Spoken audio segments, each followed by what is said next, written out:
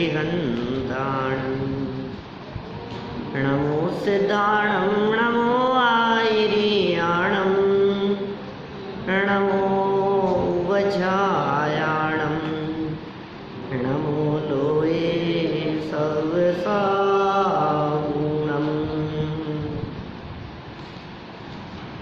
जह चकेणय चके चखण्डं साह्यम् अविघ्नेन तस्मै चकेण मया चखण्डं साह्यं सम। सच में इन 6 खंडों की साधना करने वाले ये आचार्य नेमिचंद्र स्वामी धन्य हैं, जिन्होंने केवल ज्ञान में आई हुई बातों को हम जैसे छद्मस्त जीवों के लिए बहुत सरल शब्दों में स्पष्ट रूप से प्रतिपादित कर दिया। घुमटसार जीव कांड के आधार पर चल रही इस चर्चा में कल तक हम 5 गुणस्थानों के संदर्भ में चर्चा कर चुके हैं। पंचम गुणस्थानवर्ती जीव देश संयमी होता है, अणुव्रती होता है, प्रतिमाधारी होता है। संयमा संयम भी इस गुणस्थान का नाम है। संयम के साथ में असंयम भी और असंयम के साथ में किंचित संयम भी इस गुणस्थान में होता है। 2 कषाय चौकड़ी माने अनंतानुबंधी के साथ साथ अप्रत्याख्यानावरण का भी अनुदय होता है, उदय नहीं होता। और हम कह सकते हैं कुछ गमनागमन के बारे में बात हुई थी। एक और विशेष बात है कि जिस जीव के जीवन में देव गति के अतिरिक्त और कोई दूसरी गति बंध गई हो, उस जीव को ये पंचम गुणस्थान होता ही नहीं है। गति बंध गई ना, जिसकी नरक गति बंध गई हो, जिसकी तिर्यंच आदि गति बंध गई हो मनुष्य, तो फिर उसे संयम धारण करने का भाव ही नहीं आता, वाणुव्रति भी नहीं होता। हाँ, देवायु बंधी हो और आयु नहीं ही बंधी हो तब तो कोई बात ही नहीं, ठीक है। देखो, क्योंकि मनुष्य तिर्यंच और नरक आयु कब बंधेगी? जब वो मिथ्या दृष्टि होगा। सम्यक दर्शन के साथ में तो देवायु ही बंधती है। क्या सम्यक दृष्टि हो गया तो देवायु बंधेगी, फिर तो कोई बात ही नहीं है गुणस्थानों के बढ़ने में। और यदि वो सम्यक दृष्टि नहीं है, वो मिथ्या दृष्टि है, तो फिर उसके कोई भी आयु बंध गई हो। यदि नरक तिर्यंच मनुष्य बंधी होगी तो पंचम गुणस्थान नहीं, व्रत का भाव ही नहीं। जिसकी अधोगति बंध गई हो उसको भाव नहीं आता व्रत अंगीकार करने का, ऐसा ही स्वरूप है। संयम धारण करने का भाव नहीं आता। हीन जाति कुल वालों को संयम अंगीकार करने का भाव नहीं आता। सब बहुत तरह के नियम हैं। और कर्णानुयोग तो ऐसा धर्म काटा है कि जो बात कह दी है बस वो 100% वैसी ही है, उसमें कहीं भी इधर उधर हिलने डुलने की गुंजाइश नहीं है। इसको कौन सा काटा कहा था? रत्न तोलने जैसा। हाँ, सेंट के भी 10वें हिस्से तक आ जाए, सोचो कितना बारीक पकड़ होगी इसमें। द्रव्यानुयोग इतना बारीक नहीं कथन करता है, उसमें थोड़ा बहुत चल जाएगा। चरणानुयोग में आटे दाल जैसा चलेगा, और प्रथमानुयोग में तो किलो 2 किलो भी ऊपर नीचे चल जाता है। ये कर्णानुयोग के प्रकरण हैं भाई। चलिए, पंचम गुणस्थान के फटाफट एक बार मेरे को 1 मिनट के अंदर जल्दी से बतला दीजिए गमनागमन, फिर छठे की चर्चा करें अपन। पंचम से गमन, गमन माने 5वें पे खड़े हैं, कहाँ कहाँ जा सकता है? 5वें से जाएगा ऊपर तो 7वां, 5वें से छठा नहीं होगा, वो तो किसी के नहीं होता, कभी भी नहीं होता। चढ़ते समय छठा कभी नहीं आएगा। 5वें से 7वां और 5वें से 8वां। हाँ, तो छठे 7वें के बाद बढ़ेगा ऊपर। माने ऊपर जाने का तो एक ही गुणस्थान है 5वें के ऊपर, उसका नाम है 7वां। नीचे आए तो 5वें से चौथा आ जाएगा, आ ही सकता है, और तीसरा भी आ सकता है। और दूसरा भी आ सकता है, और पहला भी आ सकता है। अच्छा, पांचवें से चौथे में आने वाले के लिए शर्त क्या है? अनंतानुबंधी का उदय नहीं हो और अप्रत्याख्यान का उदय हो तो पांचवें में आ जाएगा, चौथे में आ जाएगा। पांचवें से तीसरे में आने वाले के लिए क्या नियम है? सम्यक मिथ्यात्व का उदय हो। पांचवें से दूसरे में आने वाले के लिए क्या नियम है? अनंतानुबंधी का उदय हो लेकिन मिथ्यात्व का नहीं हो। और पांचवें से डायरेक्ट पहले में आने वाले के लिए क्या नियम है? ठीक है। अच्छा, पांचवें से जो चौथे में आता है वो औपशमिक सम्यक दृष्टि आएगा, क्षयोपशम सम्यक दृष्टि या क्षयिक सम्यक दृष्टि। पांचवें से चौथे में कोई भी आ सकता है, कोई भी। पांचवें से चौथे में तो कोई भी आ सकता है, औपशमिक, क्षयिक, क्षयोपशमिक तीनों। हाँ, क्षयिक भी आ सकता है, वही तो कह रहा हूँ, कोई भी आ सकता है पांचवें से चौथे में। हाँ, पांचवें से तीसरे में आने वाला, बोलो, क्षयिक वाला नहीं आएगा। और पांचवें से दूसरे में आने वाला सिर्फ औपशमिक ही आएगा, क्षयोपशमिक और क्षयिक वाला नहीं आएगा, दूसरे में आने वाला। और पांचवें से पहले में आने वाला औपशमिक और क्षयोपशमिक। माने क्षयिक सम्यक दृष्टि जीव, क्षयिक सम्यक दृष्टि चौथे गुणस्थान वाला, पांचवें गुणस्थान वाला या ऊपर के किसी भी गुणस्थान में हो, उसके चौथे से नीचा नहीं होता। मिथ्यात्व और अनंतानुबंधी का क्षय हो गया है उसके, क्षयिक सम्यक दृष्टि। क्षय का मतलब है कि अब कभी भी नहीं होगा, वो नीचे नहीं गिरेगा। चौथा है मिनिमम लेवल उसका, और अल्पकाल में तो एकाध भाव में तो मोक्ष ही जाने वाला है क्षयिक सम्यक दृष्टि जीव। क्षयिक सम्यक दर्शन चौथे गुणस्थान की प्राप्ति भी केवली या श्रुत केवलियों के पाद मूल में, उनके सानिध्य में ही होती है क्षयिक सम्यक दर्शन की प्राप्ति। इसका मतलब वर्तमान समय में कोई जीव को क्षयिक सम्यक्त्व की प्राप्ति नहीं हो सकती वर्तमान समय में। हाँ, अर्थ ऐसा नहीं लगाना कि पंचम काल में नहीं हो सकती, पंचम काल में तो हो सकती है, क्योंकि पंचम काल की शुरुआत में तो केवली भी हुए हैं, श्रुत केवली भी हुए हैं। पंचम काल के प्रारंभ में मोक्ष भी तो गए हैं जीव, जिनका जन्म चौथे में हो गया था, जिनका जन्म चौथे में हो गया था, बीच में काल परिवर्तन हो गया तो कोई बात नहीं, तो चौथे वाले मान करके तो पंचम में मोक्ष चले गए। उनका उपदेश भी हुआ इस पंचम काल में, केवली होने के बाद, अरहंत बनने के बाद। फिर उनके सानिध्य में किसी को क्षयिक सम्यक दर्शन हो भी सकता था। चलो, ये तो गमन बताया हमने। पांचवें में आगमन कहाँ से? पांचवें में कहाँ से आएगा? हमें पांचवें में जाना है, वाया पहले से पांचवें में, चौथे से पांचवें में, और तीसरे से नहीं जाएगा। क्या बात कर रहे हो आप? और जल्दी बताओ। सातवें से नहीं आता, छठे से पांचवें में। सातवें से पहले छठे में आएगा, फिर नीचे पांचवें में, और पांचवें से जाना हो तो सातवें में। पांचवें से यदि छठे में जाना हो तो रास्ता तो है, पहले सातवें में जाए फिर छठे में आए, वाया सातवें में जाकर के छठे में आएगा। चलो, अब ये हो गए, गमन और आगमन दोनों हो गए, है ना। चौथे तक ही आएगा, चौथे में क्या हो गया आने में? अनंतानुबंधी का तो होगा नहीं, अप्रत्याख्यान का उदय आ गया तो चौथे गुणस्थान में आ जाएगा क्षयिक सम्यक दृष्टि जीव। पांचवें से चौथे में, चौथे से नीचे नहीं गिर सकता भाई। क्षय किसका हुआ है? क्षय किसका हुआ है? सारे कर्म क्षय हो गए क्या? मिथ्यात्व और अनंतानुबंधी का ही तो क्षय हुआ है, बाकी तो जो भी हो उसके क्षय तो मिथ्यात्व और अनंतानुबंधी का हुआ है, इसीलिए क्षयिक सम्यक दृष्टि हो गया था ना, कोई दिक्कत नहीं। चलो, अब छठे का नाम क्या है?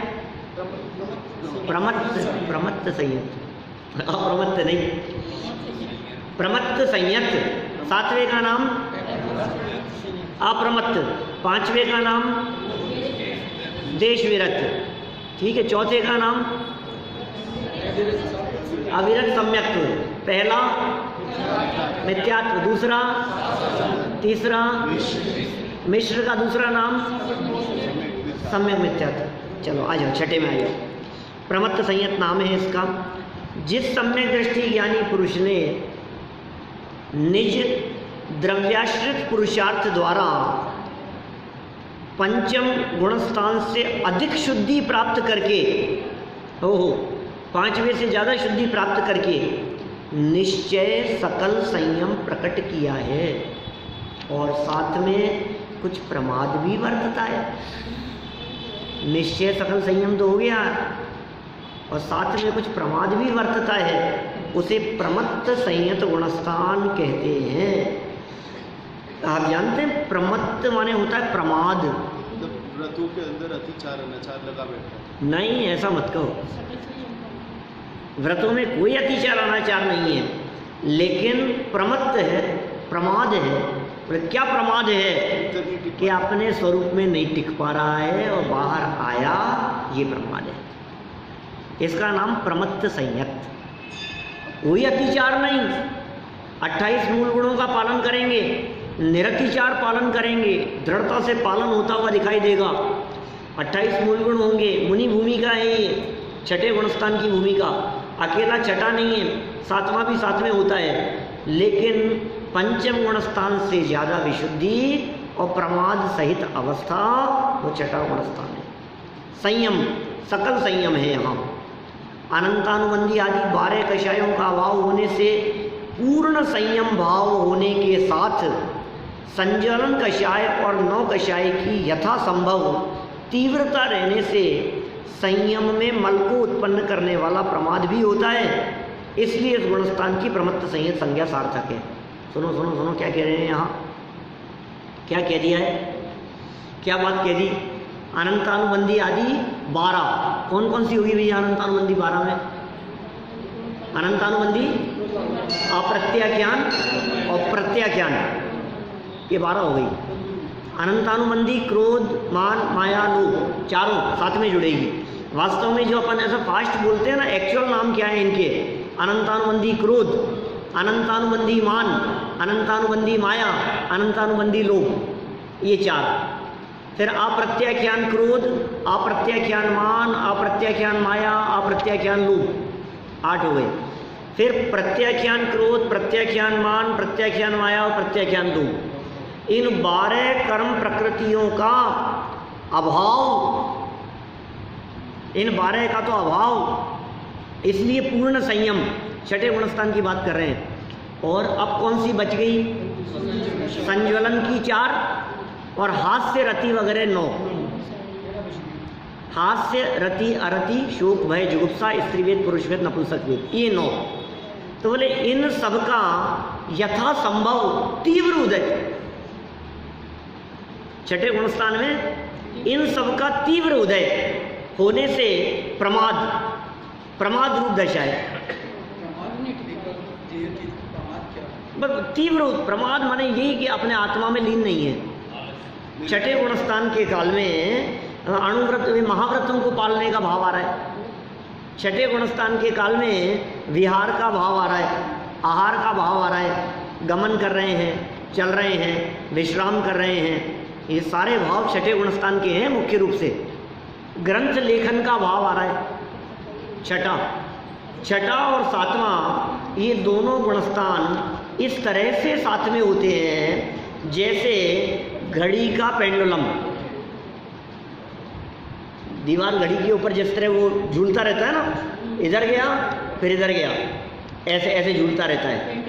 तो जब ऊपर आया तो 7वां, नीचे आया तो छठा, फिर 7वां, छठा, 7वां, छठा, 7वां, छठा, 7वां, ये चलता रहता है ऐसा झूले की तरह। कोई झूला झूलने वाला व्यक्ति जिस तरह से ऐसे झूलता रहता है ना, बस छठे 7वें गुणस्थान की दशा ऐसी ही है। ऐसा नहीं हो सकता कि कोई व्यक्ति लंबे समय के लिए 7वें में रहे, ऐसा नहीं हो सकता कि कोई व्यक्ति लंबे समय के लिए छठे गुण स्थान में रहे। सेकंडों में छठे से सातवां और सातवें से छठे का भाव आ जाता है। सातवां मतलब जब सातवां में आते हैं तो शुद्धोपयोग होता है। जब सातवें में आते हैं तो अपना उपयोग माने ज्ञान की पर्याय आत्मा में तल्लीन होती है सातवें में, और जैसे ही बाहर आता है तो उसे छठा कहते हैं। वो शुभ भाव है। सातवां शुद्ध है, छठा शुभ है। ठीक है। यदि वो अंदर सातवें में लंबे समय तक टिक जाएं, थोड़े से भी लंबे समय तक, तो फिर इसका मतलब सातवें से ऊपर जाने की पोजीशन बन रही है। अंदर में ज़्यादा टिके तो ऊपर चढ़ने की पोजीशन बन रही है, और अंदर में ज़्यादा ना टिके छठे में आए सातवें का पुरुषार्थ, सातवें में गए टिके रहे तो ऊपर, नहीं टिके रहे तो वापस छठे में। छठे में ज़्यादा टिक जाए तो क्या होगा? और नीचे। छठे में ज़्यादा टिके तो नीचे, सातवें में ज़्यादा टिके तो ऊपर। ठीक है। देखो अपन ने 3-4 लाइनें पढ़ ली है, पूरा ही पैराग्राफ पढ़ लिया भाई। प्रमत्त संयत, संयम के साथ में कुछ मल क्या है वहाँ? यही वास्तव में सही संयम तो अपने उपयोग को बाहर से समेटकर अपने में लगाना है, उसका नाम है वास्तविक संयम। ये संयम कहाँ है? सातवें में है। छठे से सातवें का काल डबल है? नहीं, छठे का काल डबल है। छठे का काल डबल है, सातवें का आधा है। सातवें गुणस्थान का जितना काल कहा है उससे दुगना काल छठे गुणस्थान का कहा है। लेकिन बहुत कैलकुलेशन है उसमें, बहुत बातें हैं। देखिए, इस गुणस्थान में बहुत चर्चाएं हुई थी छठे के बारे में, फटाफट करें अपन। इस गुणस्थान में मुनि महाव्रतों की अपेक्षा सविकल्प अवस्था में ही होते हैं। छठे गुणस्थान में महाव्रतों की अपेक्षा, मूल गुणों के पालन करने की अपेक्षा, अहिंसा, सत्य, आचौर्य आदि महाव्रतों को पालन करने की अपेक्षा कहाँ होते हैं? सविकल्प, विकल्प है, शुभोपयोग का विकल्प, शुभोपयोग में है। इसलिए यद्यपि इसमें उपदेश का आदान प्रदान, आहार आदि का ग्रहण, छठे गुणस्थान में उपदेश दे रहे हैं, आहार आदि ग्रहण कर रहे हैं, आदान प्रदान हो रहा है, उपदेश का आदान भी, उपदेश का प्रदान भी, उपदेश को ग्रहण करना भी, उपदेश देना भी। आचार्य हैं, उपाध्याय हैं, ये अपने साधुओं को पढ़ाते हैं, साधु अपने ही आचार्य उपाध्याय से पढ़ते हैं, तो ये सब उपदेश का आदान प्रदान, आहार आदि का ग्रहण, मल आदि का उत्सर्ग, मलमूत्र के लिए जाएंगे, शौच आदि के लिए, एक क्षेत्र से दूसरे क्षेत्र में आना जाना, विहार इत्यादि अनेक प्रकार के विकल्प होते हैं छठे गुणस्थान में। ये सारे विकल्पों का काल, सविकल्प दशा है ना, ये सारे विकल्प छठे गुणस्थान में होते। तथापि अब ध्यान देना, साथ साथ मुनि योग्य आंतरिक शुद्ध परिणति माने निश्चय संयम दशा निरंतर रहती है। भले ही शुभ में आ गए हों, लेकिन अंदर में वो शुद्धता मेंटेन भी है। तो आचार्य उपाध्याय पे लागू नहीं होता? लागू हुआ। 28 मूल गुणों की भी बात आ रही है आगे। आचार्य और उपाध्याय के भी 28 मूल गुण होते हैं। 25 और 36। हाँ, 25 और 36 तो एक्स्ट्रा है। मालभूत पाठमाला जब 15 मार्च को शुरू की 2017 को, तो 15 के बाद में समझ लो 16-17 तारीख के आसपास ये चर्चाएं आई थी स्टार्टिंग वाले प्रवचनों में कि साहब मुनिराजों के तो 28 मूल गुण होते हैं, उपाध्याय के 25 होते हैं, आचार्यों के 36 मूल गुण होते हैं। ऐसा ही है ना? तो फिर आचार्यों के 5 महाव्रत होते हैं कि नहीं होते हैं? आचार्य परमेष्ठी 5 समिति का पालन करते हैं कि नहीं करते हैं? तो फिर आचार्य परमेष्ठी के 7 शेष गुण होंगे कि नहीं होंगे? अरे जो मुनिराजों के संभव 28 कहे हैं वो तो होते ही हैं, प्लस 25 और एक्स्ट्रा हैं उपाध्याय के। जो मुनिराजों के 28 मूल गुण हैं वे आचार्यों के तो हैं ही, लेकिन 36 एक्स्ट्रा हैं। ये बात मैंने चत्तारी मंगल पाठ पढ़ाते समय भी कही होगी। माने वहाँ ये चर्चा आई चत्तारी मंगल पाठ पढ़ते समय कि साहू मंगलम आचार्य उपाध्याय को क्यों छोड़ दिया, अरिहंता मंगलम, सिद्धा मंगलम, साहू मंगलम, केवली पणत्तोधम्मो मंगलम। तो साहू लिखा ना, अरिहंत सिद्ध साहू, आचार्य उपाध्याय को क्यों छोड़ दिया? ऐसे साहू लोगोत्तमा, ऐसे साहू शरणम पवज्जामि, तो आचार्य उपाध्याय को क्यों छोड़ दिया? तो इसके दो जवाब हैं, दो जवाब दिए थे। बोलो साल भर पुरानी कैसे याद होगी? दो बातें, दो आती हो तो हाथ खड़ा करना, दो आती हो तो बताना। क्या बोलो? एक महत्वपूर्ण बात तो ये है कि आचार्य और उपाध्याय पद से मुक्ति नहीं है।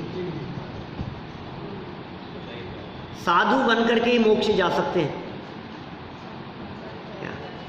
यदि मोक्ष जाना हो तो आचार्यों को अपना आचार्य पद छोड़कर साधारण मुनि होना पड़ता है, उपाध्याय को अपना उपाध्याय पद छोड़कर नीचे आना पड़ेगा। मुनि अवस्था से मोक्ष की प्राप्ति हो सकती है। आचार्य, क्योंकि पद माने होता है जिम्मेदारी, भार, विकल्प, वजन है। तो जब तक माथे पर वजन और विकल्प हैं तब तक आप मोक्ष की प्राप्ति नहीं कर सकते हो। इसलिए सामान्य साधु अवस्था से मुक्ति की प्राप्ति हो सकती है, इसलिए आचार्य उपाध्याय को नहीं रखा। एक बात। दूसरी बात ये कि आचार्य और उपाध्याय भी आखिर हैं तो साधु ही। तो जब हमने साधु कहा है तो उसमें सभी आ गए ना। अच्छा साहब, किसी ने कहा कि साधुओं को आहार दान देना चाहिए, तो फिर आचार्यों को नहीं देने, उपाध्याय को नहीं देने? नहीं साहब, साधु की बात कही, आचार्य उपाध्याय। अरे भाई साधु ही हैं तीनों ही, आचार्य उपाध्याय साधु, तीनों साधु ही हैं। तो जब तीनों ही साधु हैं तो तीनों में साधुओं के योग्य क्रियाएं तो होती ही हैं। ठीक है, देखिए 28 मूल गुण व उत्तर गुणों का और शील के सब भेदों का यथावत पालन भी होता है, सहज होता है इस गुणस्थान में। छठे गुणस्थान में इन सब बातों का सहज पालन होगा। वे 28 मूल गुण निम्न प्रकार हैं। 28 मूल गुणों का पता होना चाहिए। 28 मूल गुणों में से दो चार कम हो तो चलेंगे क्या? नहीं चलेंगे क्या? बिल्कुल नहीं चलेंगे भाई साहब। अच्छा, वो ऐसी बातें चलने लग गई है, अरे साहब पूरे 28 तो बहुत मुश्किल है, एक दो कम हो तो अभी तो क्या फ़र्क पड़ता है, एक दो कम हो तो चल जाएगा। बिल्कुल नहीं चलेगा भाई साहब, चल ही नहीं सकता है। हमें बतलाओ, मुनिराजों में तो एक दो कम की बात कह रहे हो, हम कह रहे हैं अरहंत परमात्मा में एक दो गुण कम हो तो चलेंगे क्या? अरहंत परमात्मा में एक दो बातें और जोड़ जाड़ लो, थोड़ी सी कुछ उनकी प्रतिमा में थोड़ा सा। साहब अब देखो, थोड़ा बहुत तो परिवर्तन, पंचम काल चल रहा है, तो इसमें तो अनंत भगवान की प्रतिमा में थोड़ा बहुत तो श्रृंगार चलता है, ज़्यादा तो नहीं, थोड़ा बहुत तो चल जाएगा। काल पंचम है, पंचम काल में कोई फर्क नहीं पड़ता है। मैंने एक दिन बीच में कही थी, काल से अप्रभावित रहती है ये बातें, स्वरूप काल से अप्रभावित है। कितना भी सैनन हो चाहे नहीं हो, इस सैनन में भी मुनि अवस्था हो सकती है। जो सैनन हमारे हैं वही सैनन कुंद कुंदाचार्य का था, वही सैनन अमृत चंद्राचार्य का था, वही सैनन धरसेनाचार्य पुष्पदंत भूतबली का था, वही सैनन हमारे है। सैनन की बात बनाओगे तो आप रात को खाते हो क्या खाना? नहीं खाते ना। क्या बात कर रहे हो साहब? इस काल में भी आप रात को त्याग करके बैठे हो। इस सैनन में भी जिनके काम नहीं होना है या जिन्हें काम नहीं करना है, ये बहाने बनाते हैं। हीन पुरुषार्थी लोगों की बातें ऐसी। आपको ऐसे तर्क देने वाले भी बहुत मिल जाएंगे, अरे साहब इस जमाने में तो रात्रि भोजन त्याग बहुत मुश्किल है, इस काल में तो रात्रि भोजन त्याग नहीं हो सकता। साहब जमाना बहुत बदल गया है पंडित जी, पहले जैसा नहीं है जमाना। आजकल की लाइफ इतनी फास्ट हो गई है, रात्रि भोजन त्याग नहीं होता है, नहीं हो सकता है। और बाजार का त्याग तो पॉसिबल ही नहीं है इस फास्ट लाइफ में। कहाँ कहाँ जाते हैं, कहाँ कहाँ घूमते हैं, कितने ट्रैवलिंग होती है इधर से उधर, बाजार का त्याग कैसे कर सकते हैं हम? हमारे तो नहीं हो सकता है। पंचम काल चल रहा है, ये सुनो, पंचम काल में अनगिनती लोग ऐसे हैं जो बाजार का नहीं खाते, बहाने बनाता है, जबरदस्ती के बहाने बना रहा है। सब निभ सकता है, सब हो सकता है, करना नहीं है तुझे। 28 मूल गुणों के नाम सुनो, क्या नहीं हो सकता है ये बताओ मेरे को। 28 में से क्या करें? 5 महाव्रत, 5 महाव्रतों में से एक आध ऐसा मान लें कि थोड़ा बहुत तो हिंसा कर सकते हैं मुनि भूमिका में, थोड़ी बहुत झूठ की परमिशन तो दे दो साहब। 5 महाव्रतों में से अच्छा चोरी की परमिशन थोड़ी सी, थोड़ा बहुत कुशील, थोड़ा सा परिग्रह। 5 महाव्रत हैं, 5 महाव्रत, परिग्रह नहीं चलेगा, पूरा लवाजमा साथ नहीं चलेगा, ये नहीं चल सकती है भाई साहब। अपरिग्रह महाव्रत का मतलब समझ रहे हैं आप? मुझे यदि यहाँ से कहीं दूसरे शहर में जाना हो तो मेरे साथ मेरा बोरिया बिस्तर बांध करके चलेगा, अटैची चलेगी साथ में क्या? और संयमी भी यदि ये बात कहें कि साहब हमारे साथ में थोड़ा सा चलेगा, तो फिर हम बांध करके ले जाते हैं, तुम भी बांध करके ले जाते हो, फिर क्या फर्क रहा? नहीं भाई साहब, ऐसा नहीं चलेगा। देखो 5 महाव्रत, 5 समितियों में से किसका पालन छोड़ देवे? काहे की कंसेशन चाहिए आपको? 4 हाथ जमीन देख करके नहीं चलें, हित में प्रिय वचन नहीं बोलें, दोष और अंतराय टाल करके आहार नहीं लेवे। सारे समितियां पालनी पड़ेगी, सारे 5 समितियां। इसमें कौन से में पंचम काल वादा कर रहा है बताओ मेरे को? 5 महाव्रत, 5 समिति, 5 इंद्रिय विजय, 5 इंद्रिय विजय की बात कही है। अब 5 इंद्रिय विजय नहीं साहब, आजकल तो क्या है, जमाना बहुत बदल गया है, बिना टीवी मोबाइल के तो चलता नहीं है। गजब कर रहे हो, बिना टीवी मोबाइल के चलता नहीं है। हम जैसे गृहस्थ लोग त्याग कर देते हैं अष्टमी चतुर्दशी के दिन, 10-10 दिन का त्याग कर देते हैं, 10 लक्षण आदि में, अष्टनिका आदि में। कैसे कैसे नहीं कर सकते हैं त्याग? 5 इंद्रिय विषयों का त्याग नहीं कर सकते आप? आप चाहते हैं कि स्पर्शन इंद्रिय के भोग भोगे, रसना इंद्रिय, घ्राण इंद्रिय, चक्षु इंद्रिय, कर्ण इंद्रिय के विषय, 5 का त्याग हुआ। इंद्रिय संयम, 5 महाव्रत, 5 समिति, 5 इंद्रिय विजय, 15 हो गए। 6 तो आवश्यक हैं और साथ में महापाप है। क्या एसी की क्या बात करें यहाँ पर? सच में जो थोड़ा संयम रखने वाले श्रावक होते हैं ना, वो एसी का प्रयोग नहीं करते। बहुत लोग अपने यहाँ आते थे, हुक्मी चंद जी साहब यहीं रहते थे, पीछे रहते थे। हाँ, वो पंखा नहीं चलाते थे अपने हाथ से, त्याग था उनके। तारा फैन भी नहीं चलाते, अपने हाथ से फैन नहीं चलाते। चल रहा हो तो बैठे रहेंगे, कोई बात नहीं, किसी ने चला दिया तो ठीक है, लेकिन अपने हाथ से पंखा तक चलाने का त्याग है। कूलर और एसी तो बहुत दूर की बात है। डेली आते थे सभा में, अब तो स्वर्गवास हो गया उनका। 40 साल आए प्रवचन सुनने के लिए यहाँ बराबर। बोलो हैं? हाँ हाँ, ऐसे लोग भी हैं। तब हम कैसे कहें अरे नहीं साहब गर्मी है, एसी के बिना नहीं चलता है, कूलर के बिना नहीं चलता है, पंखे के बिना नहीं चलता है? कैसे नहीं चलता है? क्या बात करते हो आप? मैं गया भी कुछ दिन, पंखा चला करके बैठे रहते थे। मैं पहले पंखा बंद कराता था फिर बैठता था। आप बिना पंखे के नहीं बैठ सकते, लेकिन मैं तो आपके साथ बैठा हूं तो बिना पंखे के बैठूंगा क्या? मेरे साथ में पंखा नहीं चलेगा? क्या कैसे है बतलाओ? जीवन कैसा है? 6 आवश्यक कंपलसरी हो गए। फिर आगे देखो 7 शेष गुण कौन कौन से? नग्नता, थोड़े से कपड़े रख ले, थोड़ा कंसेशन तो दो इसमें। आखिर पंचम काल है, पंचम काल में तो नग्न रहना बहुत कठिन है, क्या बात कर रहे हो? फिर केश लुंचन, कि नहीं साहब पंचम काल चल रहा है साहब, केश लूंच तो नहीं कर पाएंगे हम, तो थोड़ा सा परमिशन दे दो हमारे को।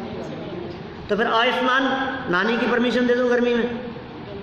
क्या कम करें ये तो बताओ 28 में से? आप कह रहे हो कम हो जाए तो चलेगा, स्नान की जगह नहाना शुरू कर दें, भूमि शयन की जगह बिछा दे बिस्तर वगैरह, फिर अदंत दोवन पेश करना चालू कर दें, मंजन करने लगे। किस लिए है ये बताओ? किस लिए है? ये सब शरीर श्रृंगार के अंतर्गत आता है। वैसा ब्रह्मचर्य में भी दोष लगता है इसमें। आप यदि संवार रहे हो, बाल भी बना रहे हो, आप कंघे से यदि बाल बना रहे हो और संवारने की कोशिश कर रहे हो, मुंह से बदबू नहीं आ जाए, यदि ऐसी भावना आपके मन में आ रही है, तो इसका मतलब ये है कि आप श्रृंगार दूसरों को आकर्षित करने की बात कर रहे हो। शरीर से बदबू आए, मुंह से बदबू आए तो हमें क्या फर्क पड़ता है कि साहब लोग पास में नहीं आएंगे, तो हम तो चाहते ही हैं कि नहीं आए। जितने लोग पास में आएंगे उतनी हमारी आराधना और साधना में बाधक बनेंगे। बोलो क्या चाहते हो आप? कि नहीं साहब मन नहीं लगता हमारा। मन नहीं लगता तुम्हारा? क्या बात कर रहे हो आप? मन नहीं लगता साहब, क्या करें साहब, मन नहीं लगता तो घर में रहो ना, किसने मना किया? अदंत दोवन, खड़े खड़े आहार, तबीयत खराब हो रही है तो बैठ करके ले ले। पता है अभी कहीं पढ़ा मैंने मूलाचार में या कहीं ऐसा प्रकरण, बिल्कुल स्पष्ट निर्देश कि यदि शक्य न हो, खड़े रहने की सामर्थ्य न हो, तो संलेखना समाधि ले लेते हैं। बैठ करके भोजन नहीं। और इस बैठ करके भोजन नहीं करने के पीछे भी बहुत बड़ा हेतु ये है कि श्रावकों के संपर्क में ज़्यादा समय नहीं आना चाहते। खड़े खड़े आहार का क्या नियम है? शांत बैठ के खा लो ना। श्रावक खड़े खड़े खावे तो ये श्रावक के लिए अनुचित, और मुनिराज बैठ करके खाए तो ये उनके लिए योग्य। कैसा है ये उल्टा काम? श्रावक को बैठ के खाना चाहिए और मुनिराज को खड़े खड़े। कि खड़े खड़े क्यों खाने की बात कर रहे हो? इसलिए खड़े खड़े खाने की बात कर रहे हैं। खड़े खड़े और कर पात्र में आगे क्या लिखा? एक भुक्ति, खड़े खड़े आहार लेना। कर पात्र में दिन में एक बार भोजन करें। हाथ में क्यों ले रहे हैं? थाली लगा देंगे। ये सुनो, जैसे ही थाली लगाने की बात हुई ना, ये श्रावक लोग तो बहुत चतुर हैं अपना वैभव प्रदर्शन करने में। कोई चांदी की थाली में लगाएगा और कोई सोने की थाली में लगाएगा। क्या फिर कोई क्या करेगा, कोई क्या करेगा, फिर साधारण गृहस्थ क्या करेगा, फिर उसके मन में हीन भावना आएगी। फिर दूसरी बात यह है कि थाली यदि लगी हुई हो तो परतंत्रता है। हम जैसे श्रावक ही जब कभी भोजन करने बैठते हैं, किसी के यहाँ जाते हैं, तो बचाना मुश्किल होता है थाली को। आधी रोटी, एक रोटी, कोई इधर से कोई उधर से, एक लड्डू तो चले गए और फोर्स करके डाल देते हैं थाली में। अब के झूठा छोड़ें, क्या करें? तो मुनिराज जैसे हमारे यहाँ आए हो और उनको फोर्स करके थाली में पटक दें तो क्या होगा? कि नहीं हाथ है, हाथ बंद है, अब डालो, कैसे डालोगे? समझ रहे हैं आप? कितना हाथ में भोजन करना कितना कंट्रोल में है अपने। लिया तो लिया और नहीं लिया तो नहीं लिया। और थोड़ा ज़्यादा आग्रह किया तो हाथ छोड़ दिए, तो उससे डरता भी है, छोटी हाथ छोड़ देंगे। फिर दूसरी बात, खड़े खड़े भोजन करने में खड़े खड़े खाना इस बात का सूचक है कि जल्दी में है। आप लोग भी जब कभी जल्दी में होते हो ना, तो खड़े खड़े फटाफट बस लिया और चले। क्या कि बैठो तो सही, नहीं बैठने का टाइम नहीं है, दो आप तो जल्दी। क्या बैठ करके भोजन करना शांति से भोजन करने का प्रतीक है। बोले कहाँ शांति, और किसके यहाँ बैठे हैं? बैठ के भोजन करने में एक और समस्या है कि आप आकर के बैठोगे, फिर थाली लगेगी, फिर धीरे धीरे आएगा, फिर एक एक आइटम आएगा और फिर इधर उधर से परोस देंगे। शांति से बैठे हैं, अभी बैठ गए तो बैठ ही गए, आधा पौन घंटा तक बैठे हैं, चल रही। हमें तो तुम्हारे घर, श्रावक का घर बैठने लायक जगह नहीं है। हम मुनिराज श्रावक के घर में जाकर के, तुम्हारा घर बैठने लायक है क्या? जहाँ पंचेंद्रिय के विषय भोग रोजाना भोगे जाते हो, वो जगह मुनिराजों के लिए बैठने लायक जगह नहीं है। कहाँ बैठे हम? कहाँ बिठाओगे तुम हमारे को? है इतना पवित्र तुम्हारा घर कि जहाँ हम बैठ सकें? नहीं बैठेंगे हम तो। नवदा भक्ति पूर्वक आहार देवे और लिया और चलते। खड़े खड़े आहार क्या कम करें बोलो? बैठ के एक भुक्ति 2 बार लेने लगे। 28 गिना दिए हैं मैंने पूरे। 28 में से जो लोग ये कहते हैं कि पंचम काल चल रहा है, 28 नहीं चलेंगे, हमारा उनसे पूछना है कि 28 में से कौन से में आप छूट चाहते हैं, सो बता दो। कौन सा पाप चाहते हैं आप? समस्त पापों से निवृत्त हो गए। ये छठे गुण स्थान की भूमिका है। अंदर का राग टूट गया है, अंदर से विकार भाव टूट गया है, अंदर में कषाय भाव बची नहीं है। अनंतानुबंधी तो चली गई थी, अप्रत्याख्यानावरण भी चली गई है, प्रत्याख्यानावरण भी चली गई है, 12 कषाय चौकड़ी का अभाव हो गया है। अंदर में अतीन्द्रिय आनंद का रसास्वादन करते हैं, बाहर में भोजन मिले तो ठीक, ना मिले तो ठीक। कैसी भूमिका होती है मुनिराजों की? ना मिले तो भी यहाँ चलेगा ना, चलेगा, कोई बात नहीं। कैसे निर्णय करें कि इसके यहाँ शुद्ध भोजन बना होगा? ये कैसे निर्णय करें? नवदा भक्ति पूर्वक दे रहा है, इसका मतलब बहुत विनय भाव से और प्रतिज्ञा लेकर के दे रहा है। वहाँ शुद्धि कहकर के कह रहा है, शुद्धि की प्रतिज्ञा लेकर के कह रहा है, विनय पूर्वक 3-3 चक्कर लगा करके बुला रहा है, पाद प्रक्षालन कर रहा है, पूजन कर रहा है, अर्घ चढ़ा रहा है। ऐसे कैसे मान लेंगे कि इसकी शुद्धि नहीं होगी? और फिर भी इतनी सब प्रतिज्ञा करने के बावजूद भी आहार लेते समय एक बर्तन गिर गया, अंदर गिलास गिर गया और आहार छोड़ के चले गए मुनिराज। बोले यार ये क्या नौटंकी है यार, ये नहीं चलती, अच्छी बात नहीं है। अरे नौटंकी नहीं है, आहार का विकल्प टूट गया। जिस चौके में गिलास गिर सकता है, जिस चौके में भोजन बनाते समय बर्तन गिर सकता है, उस चौके में कितनी असावधानी रखी गई होगी, बस विकल्प टूट गया। अब क्या लेना है, हाथ छोड़ दिया, चले गए। बस सोचो जरा, माने अपने को ऐसा लगता है अरे यार ये क्या है, ऐसा हो गया, छोटी छोटी बातों में किसी ने छींक दिया, किसी का कुछ ये हो गया, कहीं बच्चे के रोने की आवाज़ आ गई, कहीं गैस जलती हुई दिखाई दे गई, ये क्या छोटी छोटी सी बातों के अंदर अंतराय हो जाता है। क्या अंतर है भाई साहब? विकल्प बहुत मंद था, हल्का सा विकल्प आया था और वो विकल्प टूट गया, तो चले गए। बस विकल्पों का ही तो खेल है, और क्या है? अग्नि का जीवों की विराधना है उसमें। पंखा चल रहा हो, हम नहीं खाते पंखे के नीचे बैठ करके, सावधानी रखते। पंखे के नीचे बैठ करके खाया गया भोजन अवक्ष्य भोजन हो जाता है। आप साइड में बैठ करके खाएं या पंखा नहीं चलाएं भोजन करते समय। त्रस्त जीव मर रहे हैं, कट रहे हैं इसकी, उसमें पता है आपको। जब इसकी पंखुड़ियाँ चल रही हैं तो पंखुड़ियों के चलते समय वहाँ मौजूद त्रस्त जीव नहीं दिखाई देने वाले त्रस्त जीव, वो त्रस्त जीव कट रहे हैं उससे, और कट करके आपके भोजन में गिर रहे हैं। वो भोजन अभक्ष्य है, ये चरणानुयोग कहता है। पंखा चला करके नीचे भोजन करने नहीं बैठे, 10 मिनट भोजन करेंगे, आप पंखा बंद करके बैठे भोजन करने के लिए। और भी कई मक्खी मच्छर जैसे भी कट करके गिर सकते हैं नीचे आपके भोजन में, आपकी सब्जी में, आपके प्लेट में।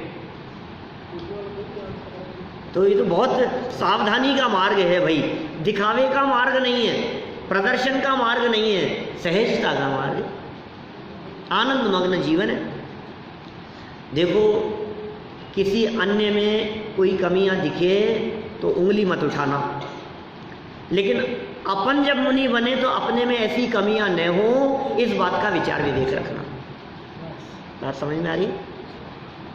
वो ऐसा करते हैं साहब, हमने तो ऐसा देखा है, फिर ऐसा तो होता ही है, फिर आगे आने वाले फिर वो और कुछ चालू कर देंगे, फिर उसके आगे वाले कहेंगे हमने तो यही देखा है। आपने नहीं देखा? नवरात्रा मनाते हैं अपने यहाँ, देखा है? सारे आगे आने वाली सब पीढ़ियाँ कहेगी ये तो होते ही हैं सब, ये तो चलते ही हैं, ये तो जैन परंपरा है, और उसमें डांडिया खेलते हैं, ऐसा ही होता है। तुम किसी ने नई परंपराएं चला दी हो तो देखने वाले ये कहते हैं हम देख रहे हैं साहब, हमने देखा है। अरे बंद करो ना ये नाटक, धर्म के नाम पर मत करो। हमें तुम्हारे डांडिया खेलने से कोई ऐतराज नहीं है, खूब खेलो, पिकनिक मनाओ, पिकनिक पर जाओ, खेलो कूदो, मौज मस्ती, तुम्हें जो करना हो तो करो, लेकिन धर्म के नाम पर तो मत करो। इसका नाम तो धर्म नहीं है। हम थोड़ी ना मना करेंगे, तुम तो खाओ पियो, मौज मस्ती करो, जचे जो करो, उसमें क्या दिक्कत है? नहीं साहब, लेकिन हमारा तो ग्रुप है, धार्मिक ग्रुप है, और धर्म है, और धर्म का धर्म और मज़े का मज़ा, सब लोगों को, लोग भी आते हैं तो चलता है, नाच गान होता है। धर्म नहीं है ना, धर्म कुछ अलग है। देखो क्या कह रहे हैं यहाँ, और क्या क्या बात कह रहे हैं, पूरा करें, छठा तो पूरा करें, 7वां तो कल पढ़ेंगे। ये हो गया 28 यहाँ तक। फिर स्त्री कथा, भक्त कथा। भक्त कथा को कहते हैं भोजन कथा।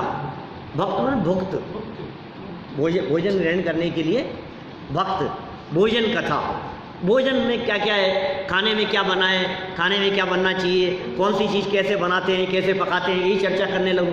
स्त्रियों की चर्चा करने लगो, महिलाओं की बातें करने लगो। राष्ट्र कथा न्यूज़पेपर नहीं पढ़ना चाहिए। न्यूज़पेपर नहीं पढ़ना चाहिए। न्यूज़पेपर कैसे पढ़ सकते हैं? अरे ये सारी कथाएं विकथाएं हैं ये, और क्या है? देखो, राजकथा, राजकथा राजनीतिक की कथाएं, ये सब राजकथा।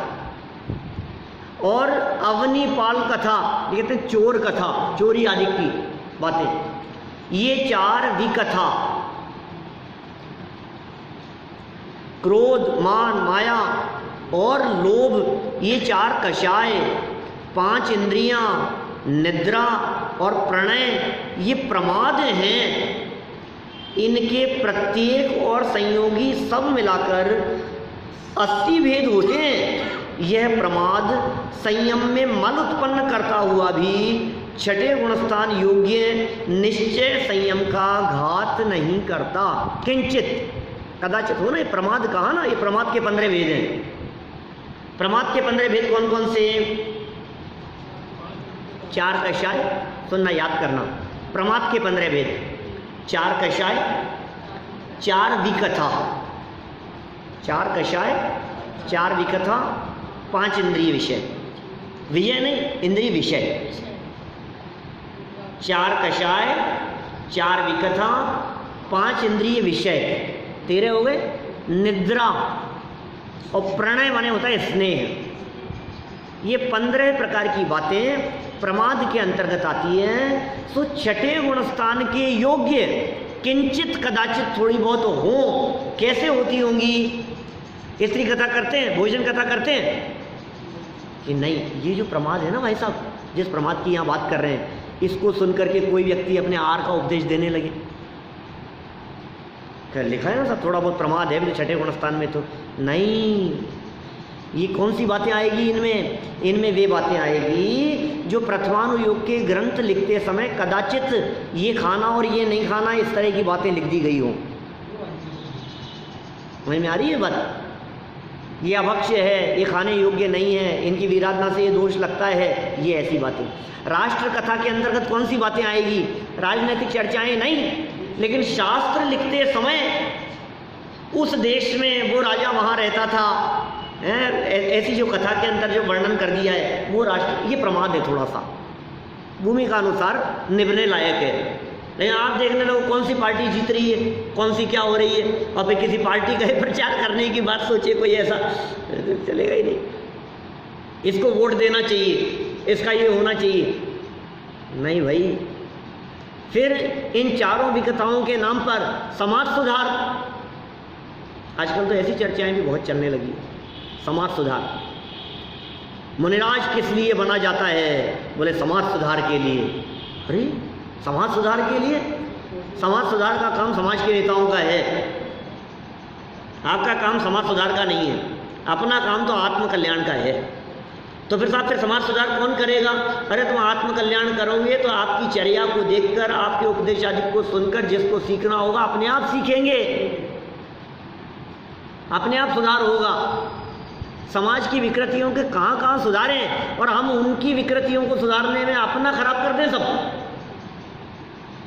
आपका काम सुधारने में अपना काम बिगाड़ दें, अपना काम नहीं बिगड़ेगा। देखो ये प्रमाद क्या है? ये छठे गुणस्थान की योग्य निश्चय संयम का घात नहीं करता। छठे गुणस्थान में सविकल्पता, शुद्ध परिणति के साथ में सविकल्पता। 7वें गुणस्थान में निर्विकल्पता होती है, तथा दोनों का काल अंतर्मुहूर्त ही है, छठे का भी 7वें का भी।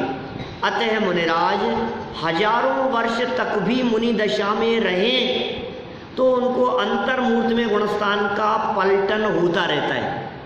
बाहुबली स्वामी 1 वर्ष तक ध्यान अवस्था में खड़े रहे, केवल ज्ञान नहीं हुआ तो क्या कर रहे थे कि 1 वर्ष तक हर अंतर्मुहूर्त में छठा सातवां चल रहा था। ऋषभदेव स्वामी 6 महीने तक ध्यान अवस्था में थे, केवल ज्ञान नहीं हुआ तो क्या हुआ? हर अंतर्मुहूर्त में छठा सातवां चल रहा था। अर्थात श्रेणी में आरोहण नहीं करने वाले प्रत्येक मुनिराज मुनि दशा में रहते हुए अंतर्मूर्त में 7वें गुणस्थान से 6ठे में आते हैं और फिर 6ठे से 7वें में चले जाते हैं। ऐसा सविकल्प निर्विकल्प का पलटन अनवरत नॉन स्टॉप कॉन्टिन्यूसली बराबर होता ही रहता है। यहाँ इतना विशेष जानना कि मुनि दशा शुरू होते ही सर्वप्रथम 7वां गुणस्थान आता है, पीछे 6ठा आता है। 5वें से जैसे ही मुनि दशा होगी पहले 7वां आएगा और फिर 6ठा आएगा।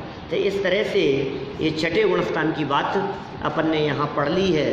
कल 7वें गुणस्थान की चर्चा पढ़ेंगे, 6ठे गुणस्थान की गमनागमन की चर्चा भी करेंगे और 7वें के गमनागमन की चर्चा भी कल ही करेंगे, है ना। ऐसी दशा, जैसी दशा मणिराजों के जीवन में यहाँ कही गई है, ऐसी दशा शीघ्रातिशीघ्र हम सभी के जीवन में प्रकट हों, इसी भावना से बात को यहीं विराम दें।